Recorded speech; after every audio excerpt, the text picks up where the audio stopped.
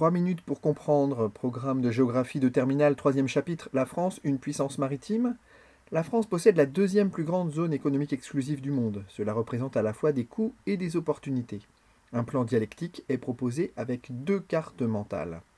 Les atouts de la puissance maritime française sont nombreux puisque la France possède une large ouverture maritime, avec 4 façades littorales en métropole et surtout des territoires ultramarins présents sur tout le globe.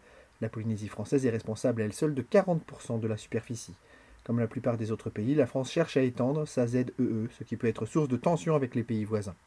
La France possède aussi une marine de guerre importante avec des bases réparties dans le monde, un porte-avions à propulsion nucléaire, le Charles de Gaulle, et 4 sous-marins nucléaires lanceurs d'engins. La France maintient aussi une activité de construction navale, malgré la concurrence de pays où les coûts de production sont plus faibles.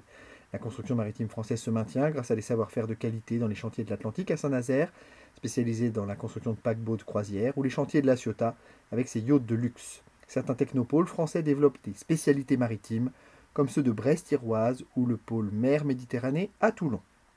Comment la France peut-elle renforcer aujourd'hui sa puissance maritime ?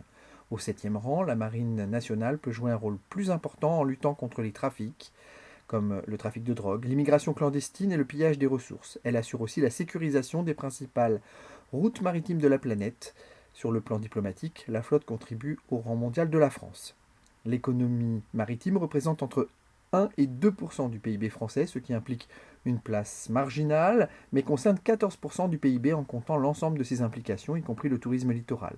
La compagnie CMA-CGM se situe au 3e rang mondial du transport maritime. Mais la majeure partie des autres atouts français ne sont pas assez valorisés. Il faut notamment poursuivre la modernisation des grands ports de Dunkerque, Le Havre, Nantes et Marseille. Un chantier majeur apparaît avec la lutte contre la pollution des milieux marins. Là encore, la France est confrontée à un dilemme car les ressources maritimes restent sous-exploitées, tandis que les impératifs écologiques exigent de multiplier les espaces protégés.